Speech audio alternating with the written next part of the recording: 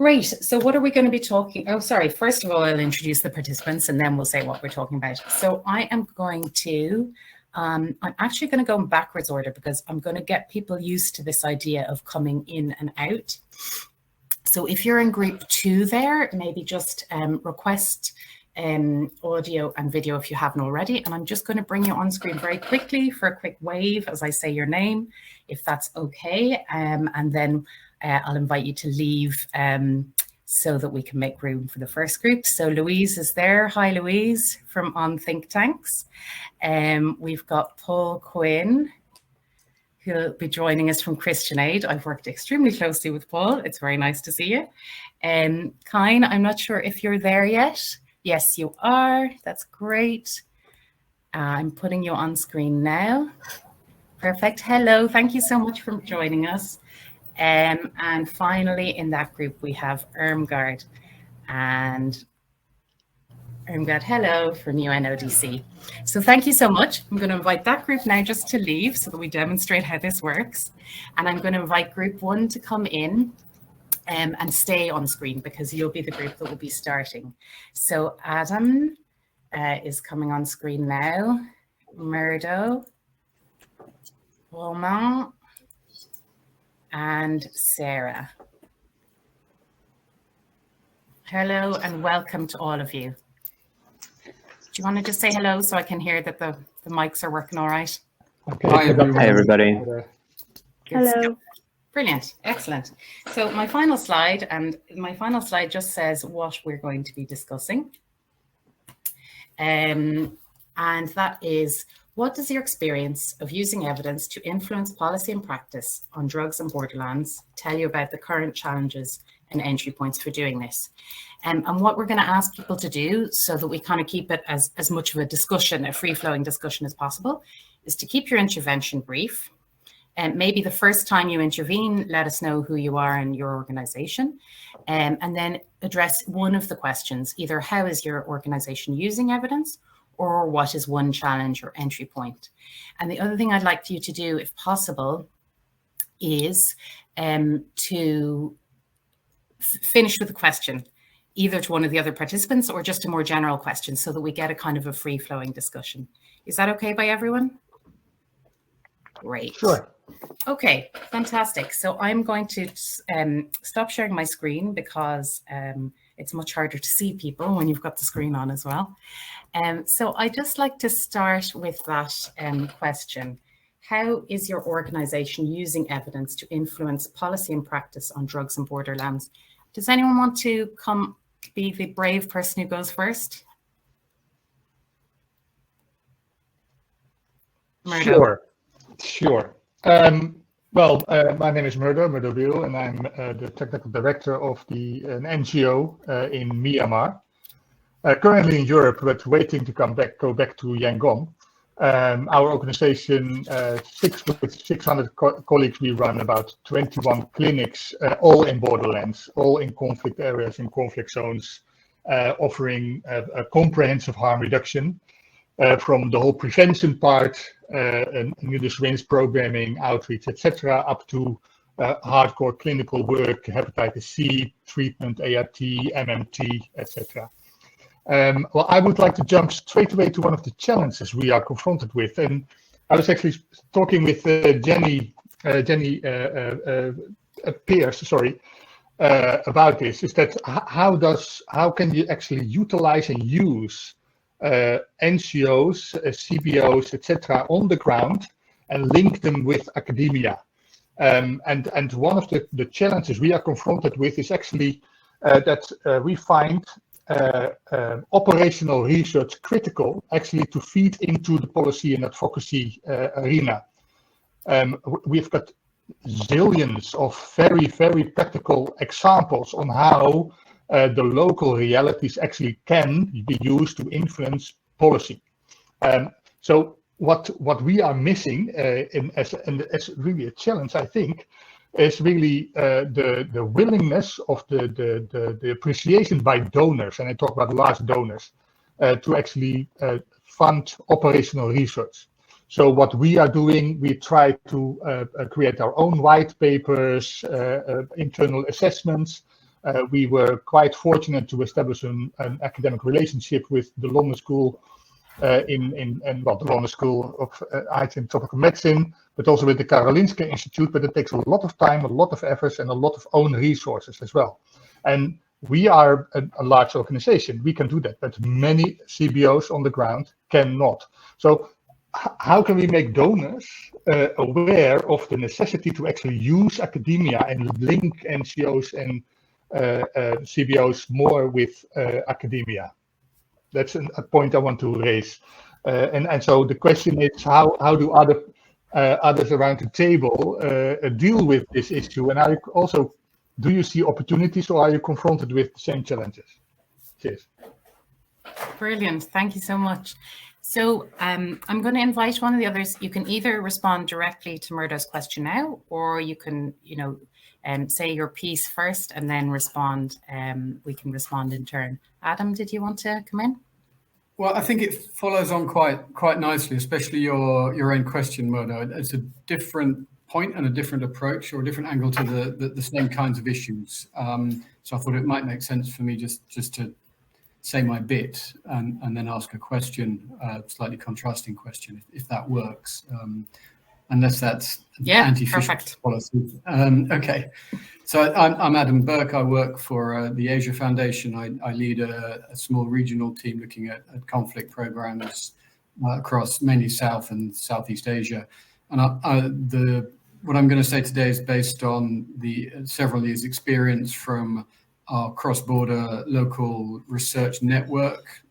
This is quite a big policy research program looking particularly at borderlands and conflict in borderlands, and trying to engage with policymakers so that their approaches to these areas are more evidence-based and more guided by material from the borderlands themselves rather than an external gaze, effectively. And my one key point I wanted to make today, for us, we found that if you want to engage with policymakers on a relatively specific issue, your outreach has to be really very focused. So that's the headline point.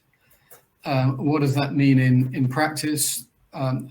We found increasingly that rather than tacking on the outreach, the engagement at the end of a process, it needs to be integrated right from the start. So what the actual research is, what it looks like, what form it's going to take, and of course what you're actually looking at, has to be quite heavily influenced or affected by how you want to engage policymakers.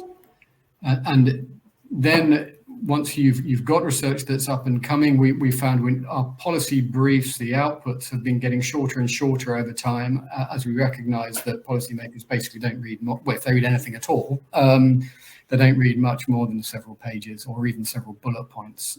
So we've had to incorporate all of that into our approach. Have your catchy bullet points up front in a small box, but even after that, you don't need a lot. And what you do have has to be quite tangible. So you need examples, you need case studies, images. They're all good and they have to be put across very rapidly. Then in terms of how you put them across, a website just contributing to the body of knowledge is not enough.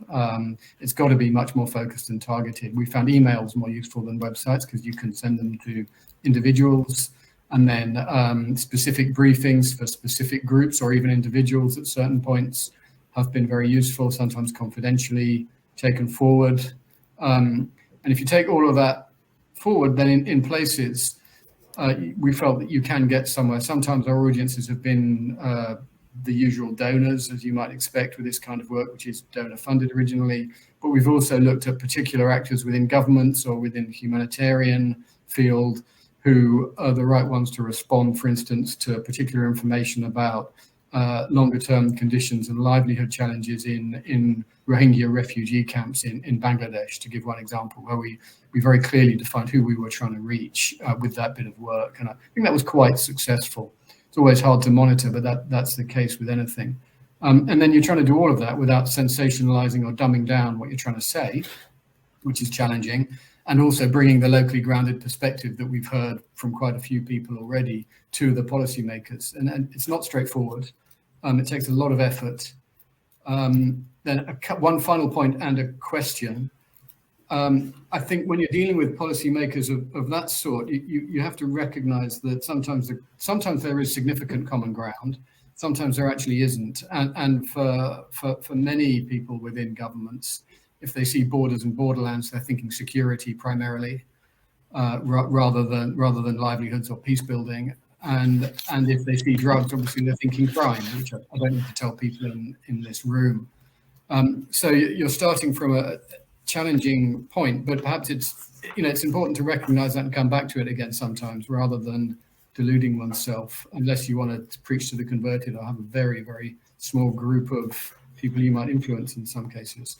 Now, my question, which I think builds on what Murdo was saying, but comes from a different perspective, is perhaps how far you can shift academic language, academic approaches and arguments while retaining your rigor and the meaning of what you're attempting to assess in order to intelligently reach policy audiences. Great, thank you so much. That's a brilliant question. I wonder, Sara, is it Sara or Sarah? Sarah, thank you. Sara, if I might turn to you, because I think, yeah, you could have a really interesting perspective on this. Yeah, definitely. I was going to jump in now as well, so that's great. Yeah, hi everyone. My name's Sara again. I've been involved in the Drugs and Disorder Project from the PositiveNegatives side, which means that I've managed the production of various visual and creative outputs with artists from around the world, utilizing the research from the project that was generated within the project to create animations and comics primarily. So again, those are all in the expo area, and I'd really encourage you to check those out if you haven't already. But I think our approach kind of speaks directly to what you bring up, Adam, which is how you can kind of engage different audiences, but in this case, policy audiences, in very direct and impactful ways, in ways that might not be kind of couched in academic language. So one way that we've done that is by centering kind of lived experience and personal narratives and life histories. And I think this is something that's come up quite a lot already in the conference, but I think it involves a just sort of continual grounding of the work in people's lives, particularly people that are kind of most closely impacted by these issues.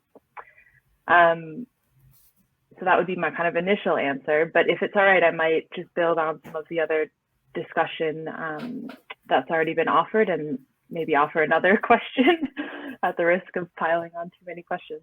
So yeah, within our work, I think one aspect that we're trying to think more concretely about, in which this project has definitely surfaced for us, has been the issue of engagement and audience. And I think this has already been, kind of teased out to a certain degree, but I think because PositiveNegatives doesn't do policy engagement directly, we're coming at it from slightly a different angle. And I think the key challenge for us is related to audiences and how kind of understanding what the relationship between a kind of wider public or wider publics and policy is, and how and where they kind of overlap. So I guess it's thinking about how narrative change can either catalyze or be a part of or kind of lay the groundwork for policy change, which often comes after sort of broader cultural or social change. So I think within that, a key challenge is that outside of specific policy spaces or even specific practitioner spaces that are often determined either by a geographical area or by a specific issue focus, whether that's drugs or development or peace building. Outside of those spaces, I think the issue of audience becomes even more amorphous. And I think even within them, it probably is quite difficult to disentangle anyway. So yeah, I think there's just a wider challenge around thinking about like, what is this wider public, non-academic, non-policy public that we want to engage with, and how can we do that through different kind of engagement means and formats. So I guess my question would be, how can we think about or engage with people and communities outside of these specific audiences in this work that takes seriously the role kind of wider public narratives around drugs and conflict. Yeah. And I think, thanks a million. Yeah, I think it's a really good question. And I think as well, it's particularly pertinent when it comes to this kind of area of illicit drugs, because, you know, there is very many different social perspectives on that. And it's about trying to kind of promote that social change that we want to see, and how that relates to policy engagement. Romain, I don't expect you to answer that question specifically, because you may have other things that you want to say, but would you like to come in now and tell us a little bit about your experience of using evidence? Sure, thank you so much, Hannah. I'm Romain Cour. I co-founded Noria Research NDO, and I've been working in both academia. I did a PhD in political science, and I keep on working in the civil society part, and I work on Mexico and Central America violence and drug cartels mostly. I think all the comments and the questions are kind of extremely central to anytime we're trying to face, or we're trying to answer this huge expectation by people who finance actually the stuff we try to do, which is impact, engagement, outreach, policy, all this vocabulary about basically taking your ideas and results out and to a broader audience, of course. And I think it's a huge challenge, and it's a very, very evolving world, kind of, that basically the donors have an idea about what's a good outreach in 2020, and then in 2021 it's a kind of totally different idea. In 2022 it's different. Yesterday we did a Twitter space, 9,000 people tuned in.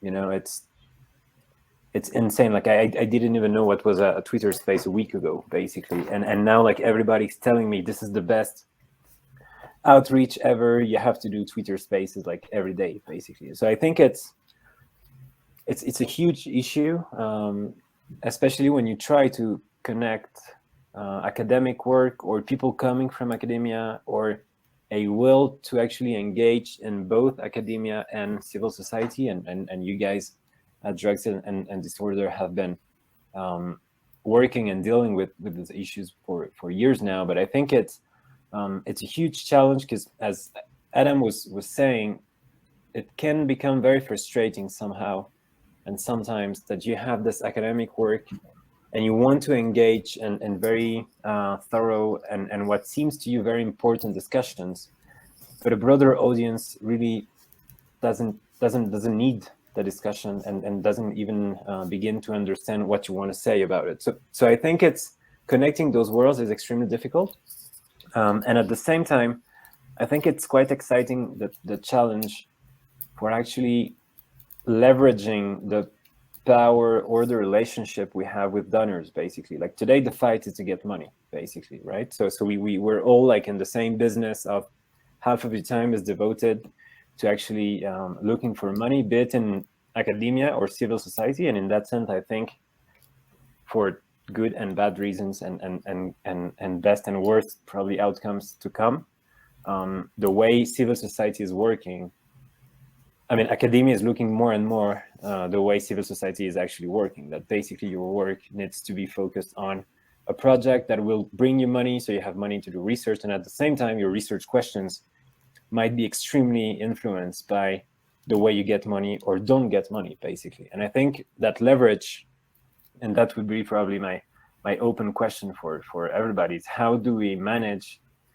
to maintain a kind of equilibrium in the relationship we have with donors, because otherwise you become just a project implementer, basically, and the research question is really imposed to you by the agenda of the donors, the fashion, you know, like the trends. Oh, this year it's resilience. Well, let's all do resilience, even though we don't really know what it means, and we don't have time to actually engage with the debate. So 2021 is resilience, 2022 is another topic, so everybody needs to work on this topic again. So it's, I think my open question would be like, how do we actually get a bit more agency somehow in the relationship with the donors? I think it's a huge challenge today, really.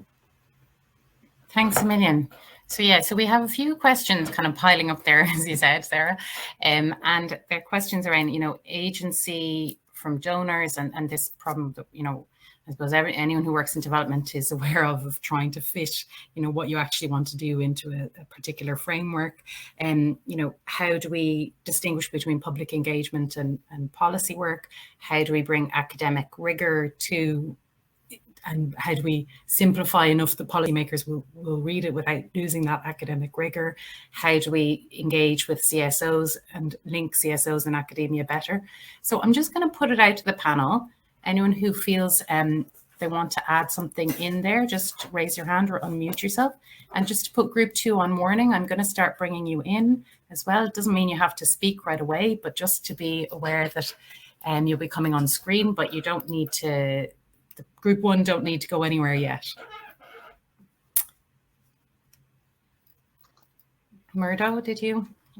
Yeah, if I straight away to Romain, I think you're raising a brilliant question. Actually, I sometimes have the feeling that we really have to do policy advocacy to our donors and not to our policymakers.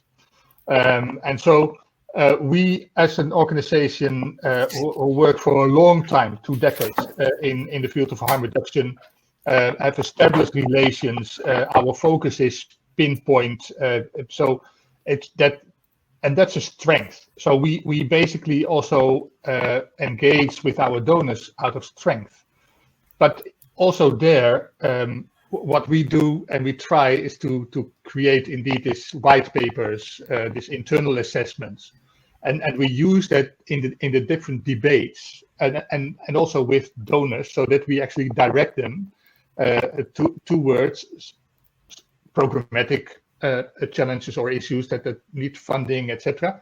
But also, indeed, for the last years, we try hard to get actually this operational research going. And I think if we would be able, both from the academia to utilize the work of NGOs and CBOs more consistently, and put this internally within the different universities and the research centers on the agenda, then actually both CBOs, NGOs, and academia come on the same page as a starting point. And I think that would help. And we were very fortunate to work the last years with brilliant academia scientists who were helping us actually in articulating better the research questions we had for us internally, but also really bringing us in, for example, in this whole project. So there you see that this interaction between the academia and NGOs is critical, actually. And I see, it seems to me that there are more opportunities actually to do that, and to work together in also finding this money, because without money, you can't do anything. So that's clear, that's a given. But the basic principle to work together to articulate actually what do we want and how can we do this and make it more practical. Yeah? That's my 2 cents. So then you can kick me out anytime you want. Thanks, Murdo. And I'm going to bring in Paul and Irmgard. I'm going to bring you guys in. Again, you don't, and Louise. Again, you don't have to intervene straight away. This is just just whenever you feel moved to say something. Of my first group, does anyone else have a comment on that? Sarah, you got your hand up?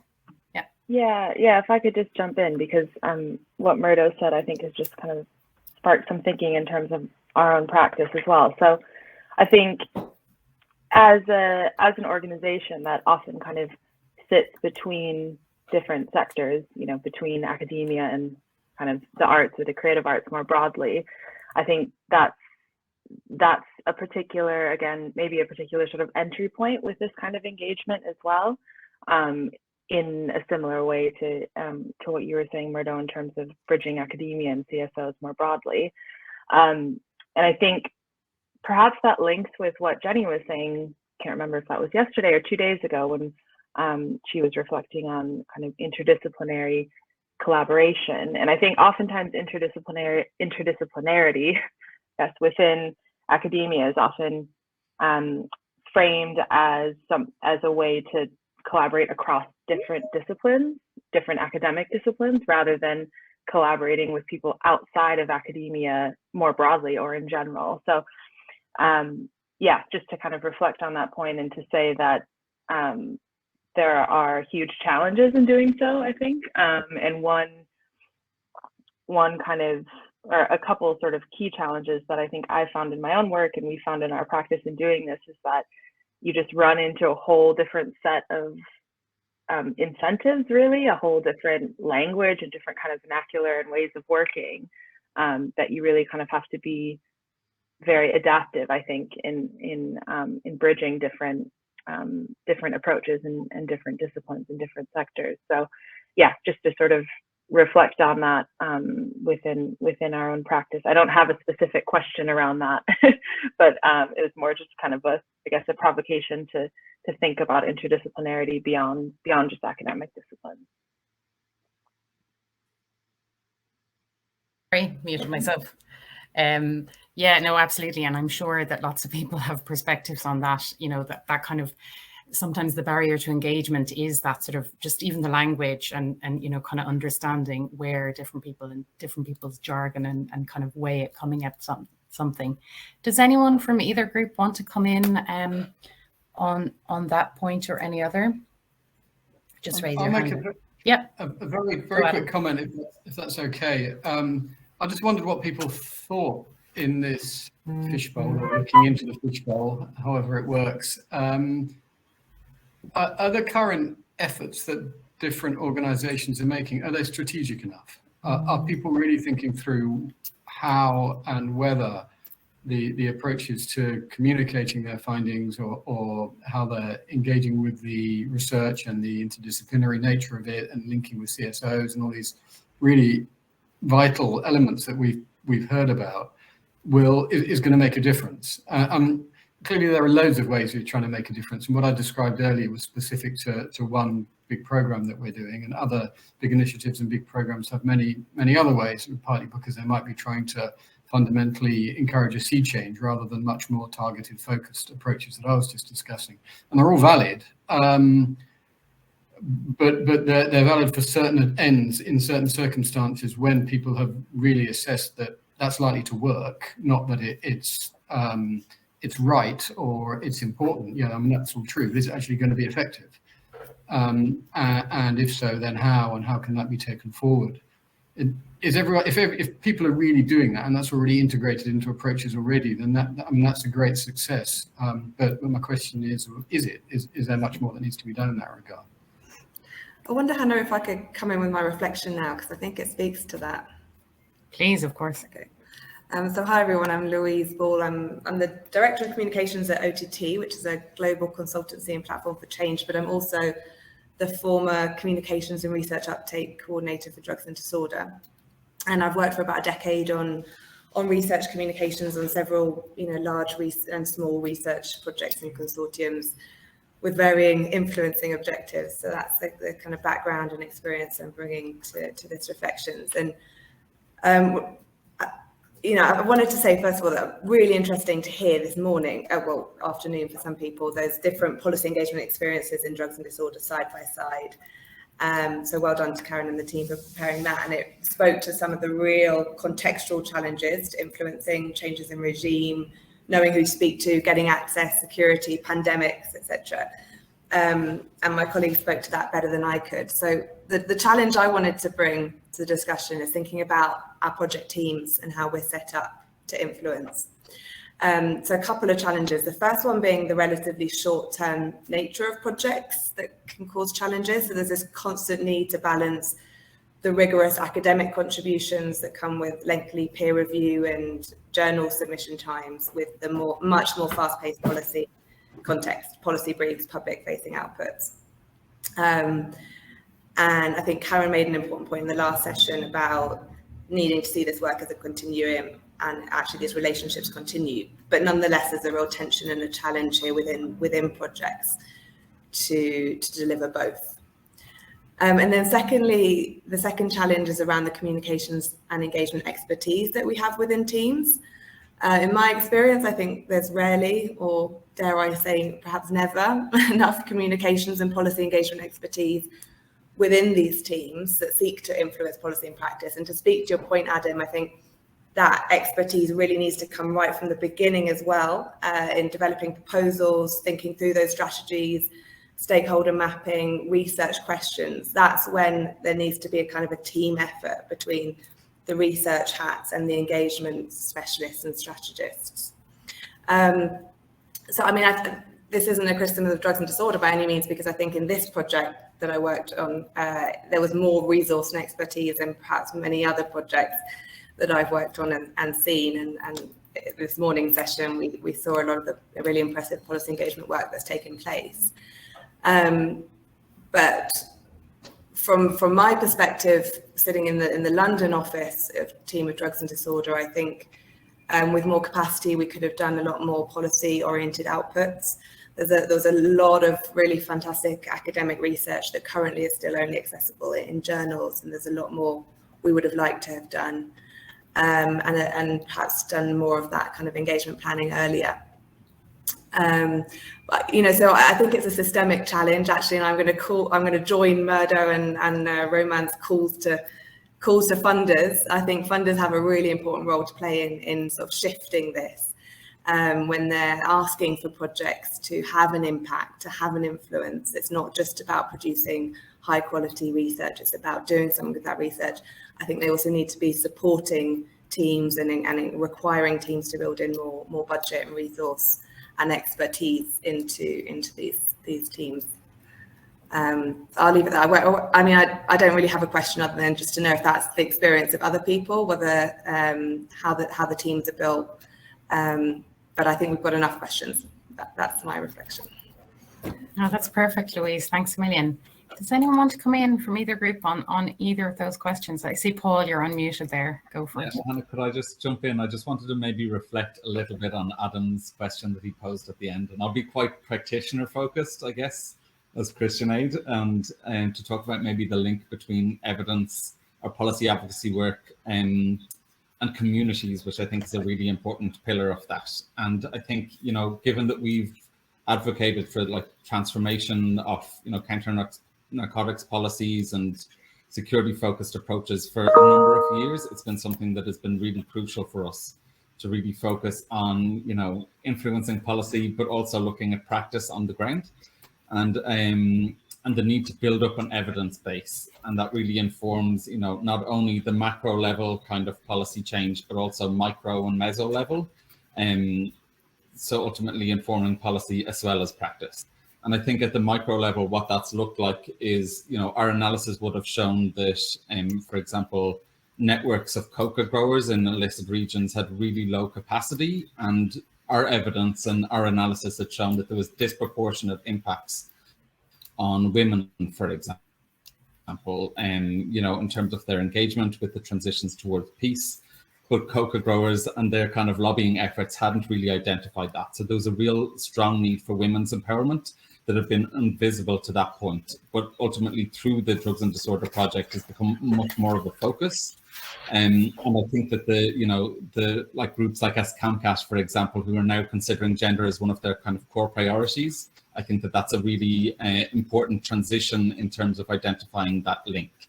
On the meso level or at the regional or national level, you know, we really identified the need to support local organizations because they had low capacity, and to build an evidence base around that. So in coordination with the National University and with COCAM, one of the groups of growers, we conducted 2 surveys, which was around the socioeconomic characterization of people involved in the coca economy. And the second was just last year, which really was a follow-up around the implementation of the PNIS and the evolution of perceptions around that. And really what this allowed was to create an evidence base and to support COCAM's kind of engagement in policy discussions, and to really stand in solidarity with groups whose human rights were being infringed on through security-focused counter-narcotics efforts. And this really supported them to engage not only in national level discussions or at regional level, but also in terms of European level discussions and engaging with German policymakers, for example, which I think has been something that's been really important. On the societal level, which I think is also maybe meso level, we saw that there was a lot of stigmatization of the people involved in the coca economy because of this kind of really strong narrative around criminalization. And what was needed was really to reinforce not only was this the criminalization of poverty and coping and survival strategies, but I think beyond that, there needed to be more awareness using evidence, using the experience and the lived experience of communities to challenge that and to really raise public awareness of more than 250,000 people in Colombia that depend on the coca cultivation as a key survival strategy. And that really enabled us to engage both at like national and international media outlets that covered it, but it created or opened advocacy spaces that maybe weren't open to groups like COCAM previous to that. So I think, evidence can inform our strategies, but also create new spaces. And then just very quickly, I wanted to reflect maybe on the more macro level kind of perspective on this. And for us, that was really crucial to focus on international agents because the Colombian government's position was so strong around forced eradication and not really as strong around development and peace. So we developed 3 kind of policy briefs that created, pockets of evidence using the lived experience of communities. And this really, from my perspective at least, not only filled this kind of gap around the lack of information around people involved in the coca economy and the lack of focus on development and peace, but it created an evidence base which in itself created an entry point to engage in debate. So, through the 3 policy briefs that we did, it created research and evidence, but it also allowed us to engage. For example, in January, we held a meeting that was EU-facing through the European Peacebuilding Liaison Office that focused on drugs, peace, and violence, and really focusing on drugs economies and how they function within borderland regions, and considering the policy implications of that. But in previous years, we'd also held similar events for different reports around engaging the UN, the EU and the World Bank, looking at how this links in with the SDGs, the dilemmas and trade-offs and the transitions from a war to a peace economy, and discussing the kind of issues around the militarization of war and the consequences there are for human rights. So for me, I think that those kind of 3 levels allow evidence to be used in a real way to inform policy efforts and to inform debate. But I think for me, the question that I posed to the group is how you think evidence can be used in spaces where civil society is so oppressed, because we're seeing this more and more in countries all across the world, and not alone for borderland communities, but actually civil society more broadly. Thanks a million. Yeah, really nice to hear some concrete examples and a great question around how can we use it in those really difficult spaces. I'm just going to signal a bit of a shift here, which is that I'm going to invite anyone in the audience who wants to kind of come into this space and talk maybe a little bit about what they're doing, their perspective on it, or maybe you have a question for one of the panelists. Please do just hit that button which says request audio and video, and I will put you into the panel.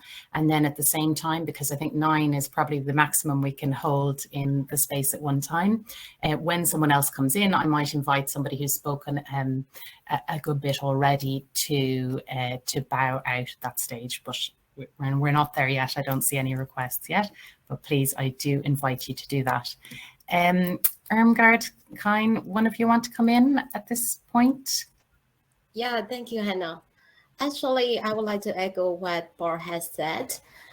In my opinion, the policy engagement should start with a micro level with the given situations in our countries. So I will start with some changes within our organization based on the finding of the study that we did.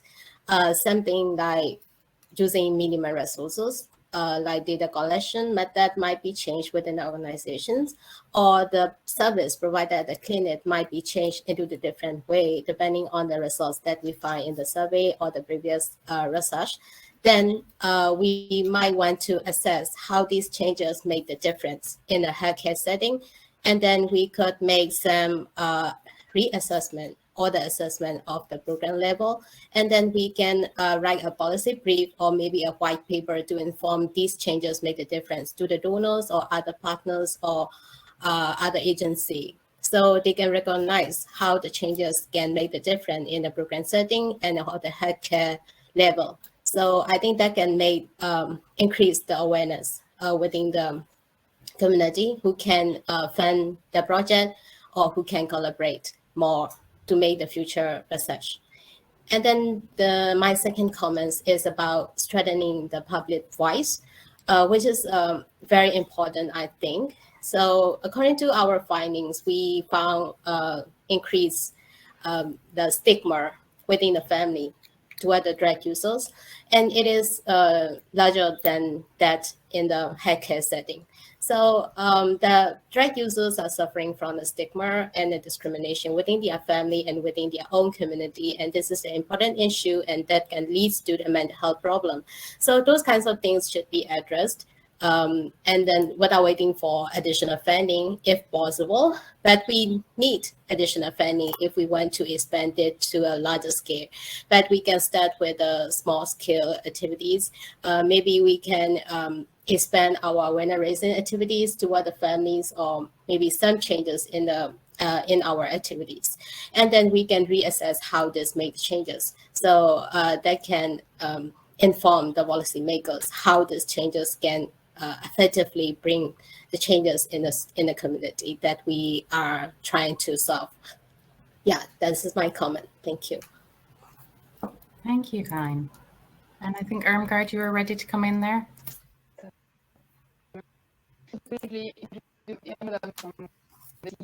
You're a little bit quiet there. I'm not sure if you can. I don't know. Can everyone else hear? Or maybe it's just me. No, it's a little quiet. You weren't muted. We could hear you, but just very faintly. Oh, your mic is an issue, I think. It's a connection issue, it looks like. If you're on your own, maybe unplug it and see if we can hear you better. Oh no, we can't hear you at all now. Oh, we just heard him a tiny bit there. I know that you tested earlier and it was all fine, so I'm not quite sure what the issue is now. No. Do you know what? I'm going to come back to you in a second. If it's still an issue, you could try going to the help desk where one of the team will be able to help you with it. I'm trying one more time to say something to me, and if not, I might just send you to the help desk. No, it's still no, we can't hear you at all, I'm afraid. Try going to the help desk because some of the team should be able to sort it out there. Thank you. So I'm going to turn to see if anyone from the audience want to pop in. Jan, I saw that you had a comment there in the chat. I don't know whether you want to request audio and video and come in and talk about your comment. And then the other person I'm going to pick on is Eric, if you're still around, because you had a question, which was sort of a comment in the previous discussion around politics, around evidence-based decision making. And then for anyone else, whenever you click leave, like I said, it doesn't kick you out of the session, it just takes you off audio and video. So you can do that. Bye, Murdo. Thank you for that. Bye, Sara. And hello, Jan. Please tell us a little bit about what you were thinking. Hi, hi, but unexpected because I thought it was just a comment. But anyhow, sorry for picking on you. No, that's fine. I mean, the point is, of course, in this general form, it's almost trivial, but I think it comes out of this of the research and basically also some points Jonathan made initially. this observation that not all good things go together, and if intervener states even want to have a whole package of nice things to come out of their intervention, that the more specific the research can tell them what to expect under certain circumstances, irreconcilable possibly between, the research that I've been dealing with in Eastern Afghanistan, Southern Afghanistan. What is obvious is that very often you have very significant trade-offs between local stability and certain state interventions into the local drug economy that contradict that, for example. Or so the more specific this advice can be, then it opens doors, because it might open the ears of people who usually don't read because they are important decision makers. Because while they might not be so keen on reading long reports, they still don't want to make decisions that make them look bad, in which they get results that are completely contradictory to the goals that have been set out and that they have to justify themselves for in their donor organizations, the BMZ, whatever, in front of the parliament and here in Germany. So they do, if they have the feeling that you can help them getting more realistic expectations with regard to the tools and the instruments at their disposal, and avoid causing effects that they really don't want to have, then in my experience, that does open some, there are sometimes opening like windows of opportunity to really influence decision making. But it must be operational and specific, depending on the level, of course, how specific, because if it's just a general statement of not all good things go together, yeah, okay, that's fine. But what do I do with it, with the instruments at my disposal? What can I expect under what circumstances? So that was basically the point I was trying to make. Thank you. Yeah, thanks, Jan. I think it's a really fascinating point, and I've seen Louise nodding along. I don't know if you want to come in and say something on that, and then I'll go to you, Eric, and I have a couple of more people I'm going to bring on to screen as well. Yeah, thanks, Hannah. I think that's a really important point, Jan. There's the research findings that might come out of a project, and there's a policy brief, and might have an engagement plan around that, and then there's the experts that are part of these projects, and they hold knowledge that spans before and will go on beyond the project, the specific research project itself. And finding those, a lot of that is about relationship building, which we talked about in the earlier session as well, in the Drugs and Disorder project. And then to speak back to Adam's point as well about sometimes an email or reaching out to someone, having a one-on-one conversation, feeding into discussions that are happening rather than just pumping out policy briefs into the internet is a really important entry point for influence.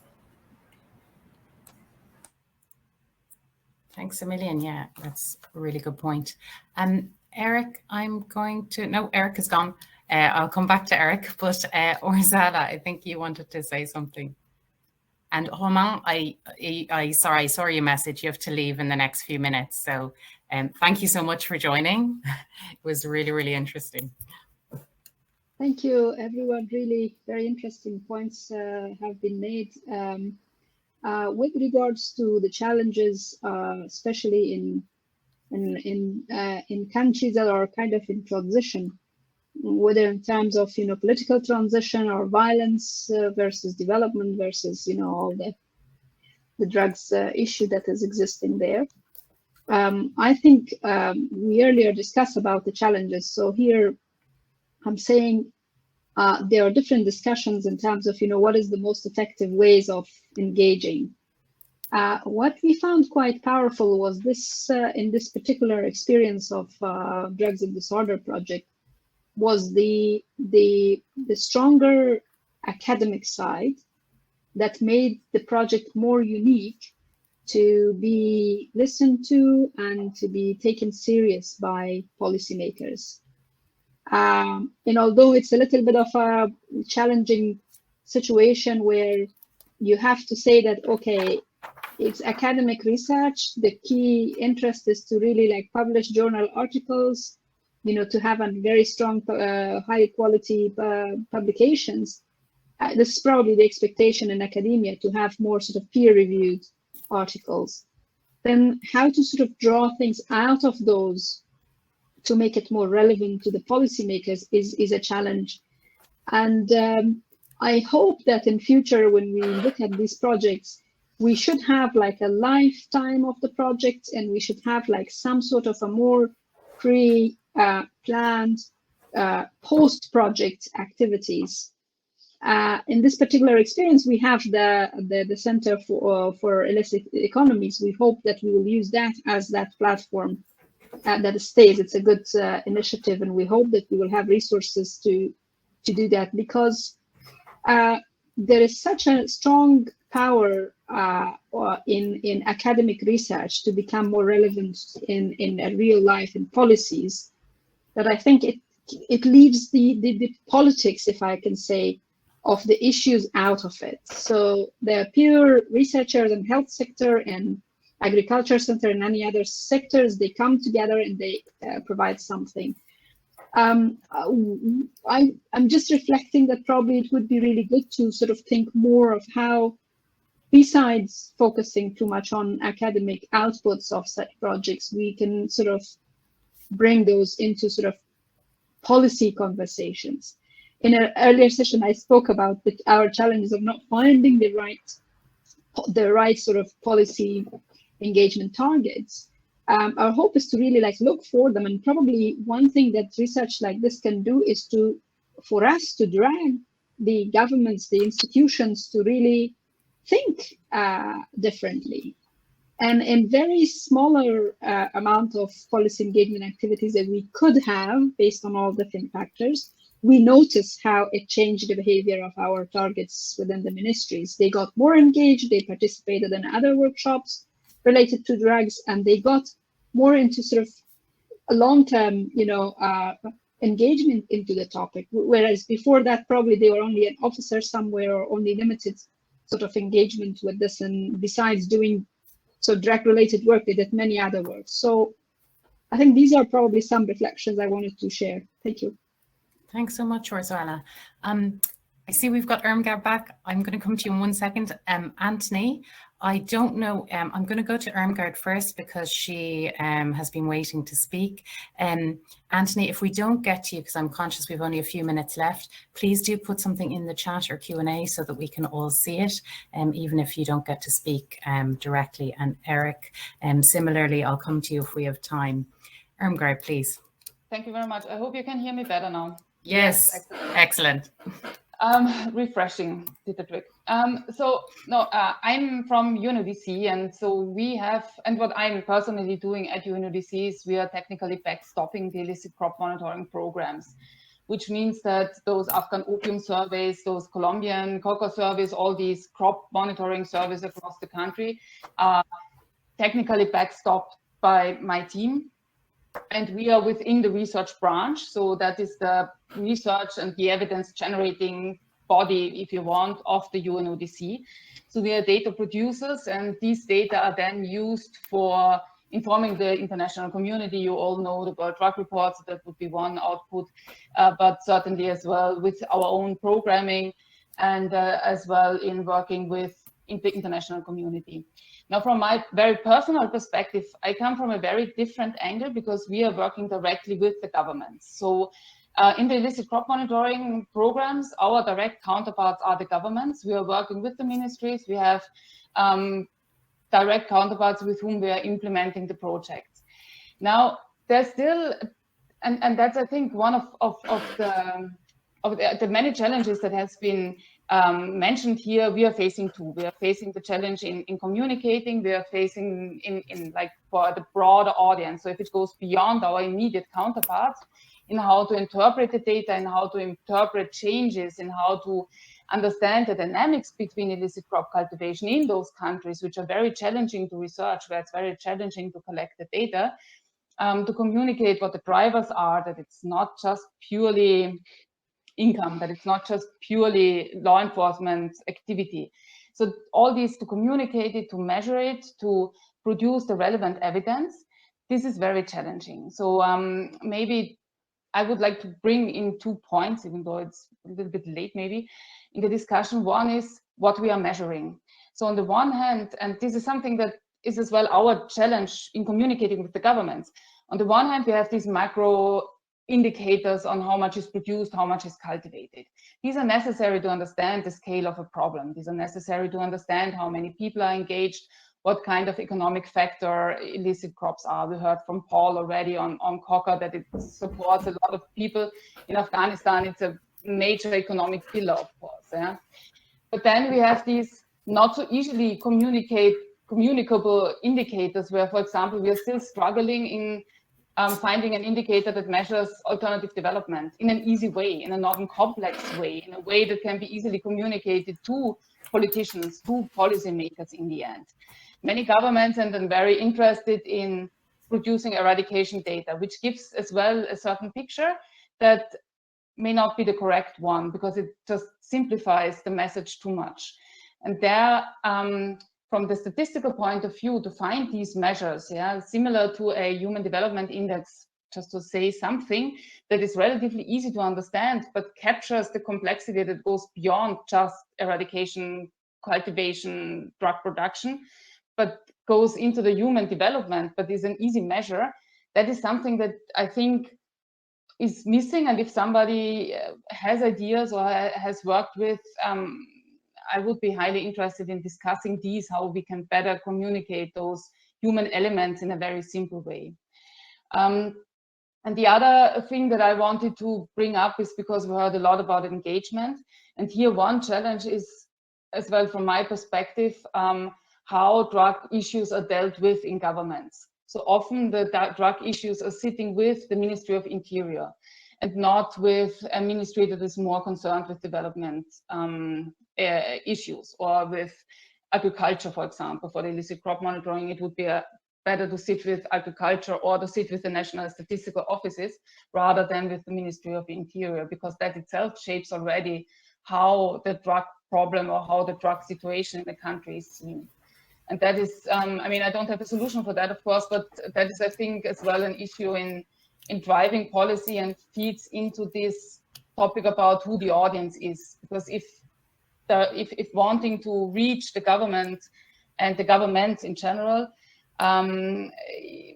one should think of how drug issues are dealt with in a certain country, which then may help to target better the messaging and to target better the approaches, or to try to influence that some of the agenda is moving from one ministry to the other, because it may be better suitable for having a broader, and that's the next thing perhaps, to have a broader, that governments get a broader set of tools that they can deal with certain issues in terms of drugs and development and insecurity, for example, yeah? That they see that there's a whole range of policy responses and not just maybe one of the approaches that they have taken because they have taken it for quite some time, or there have been external forces driving that. So that's, yeah, my input here. Thank you very thanks much. a million for that. Thank you so much. And I think it's really interesting, and it speaks to that point that Jan was making about giving specific responses that are, that are context specific, but at the same time kind of having that that sort of broader approach, if you like. I'm conscious, I'm afraid, that we are actually running out of time here because we have to go back into the final session to hear from Jenny and Jonathan. So Anthony and Eric, I'm very sorry I dragged you on screen and then didn't even give you a chance to say anything. Eric, do you have one line, or Anthony, do you have one line that you want to, that is burning? So Anthony, great, I've got some comments from you in the chat. And Eric, just one very quick line. Yeah, I wanted to raise that there's a politics behind evidence-based decision making, because there are some evidence will be good to others and not to some, and some generalizations analysis will be privileged over others. So it's something to think about, how to tackle that. That sometimes even evidence itself is contested. Yeah.